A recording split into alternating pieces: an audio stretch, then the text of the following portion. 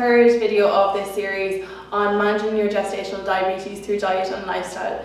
In this video, I'm going to be talking to you a little bit about meal planning. To get started, I want to talk to you a little bit about planning your meals and your snacks in advance. This is going to be really invaluable to you all. So the goal is to have 3 meals and 2 to 3 snacks every day. You want these to be really evenly spaced out, and you want to keep them in and around the same times as much as possible each day. So by planning your meals and your snacks in advance is going to be really helpful to allow you to stick to this diet. What I encourage everyone to do is sit down tonight, give yourself 10 minutes and just figure out what your plan is tomorrow. Do you need to collect someone at 3 o'clock? Is that when you're due a snack? Do you need to have something quick and handy in the car that you can have on the go?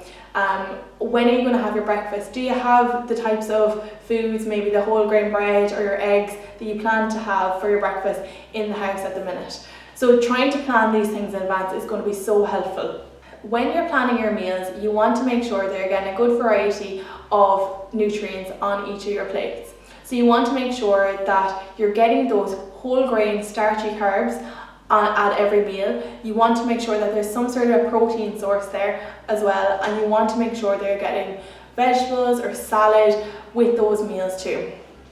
So things like that might be, for example, for your breakfast you might have a slice of whole grain bread, you might have an omelette, which would be your protein, and you might put into your omelette maybe some tomatoes or spinach or mushrooms to add that vegetable source there.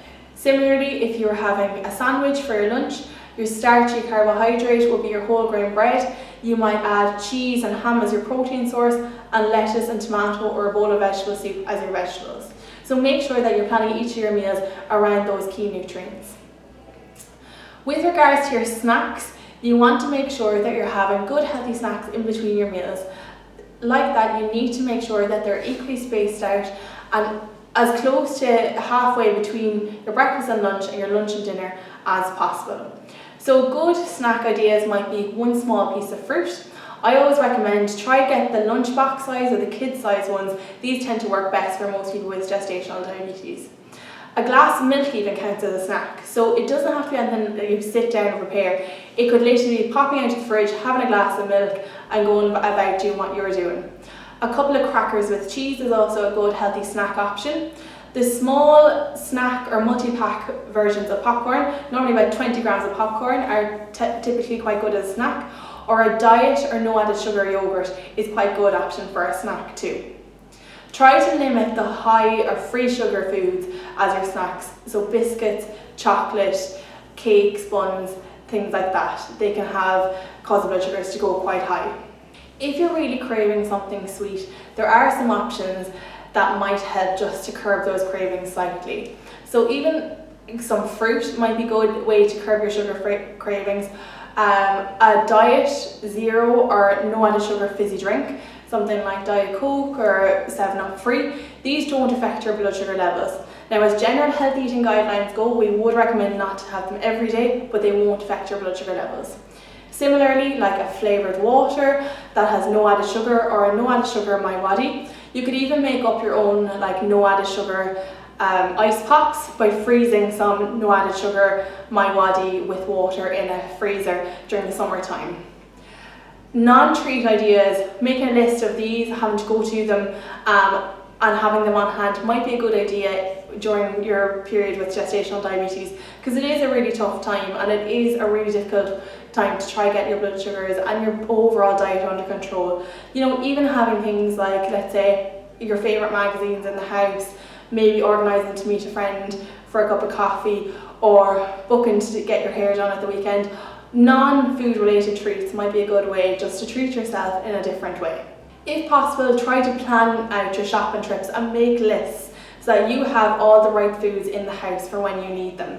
So if you're planning your shopping, try to plan through your week or your next few days with what you're having for your breakfast, what you're having for your lunch, what you're having for your dinner, and make sure that you have all those foods, including your snacks, in the house and on hand. This will really help you to stick to your diet as much as possible. When you're planning your trips to shop, try to make shopping lists and make things a little bit easier for yourself. Try plan out your meals maybe a few days or a week in advance. Make sure that you're varying things up and you're getting a variety of nutrients from the different foods that you're eating, and also just to keep your diet a little bit more interesting.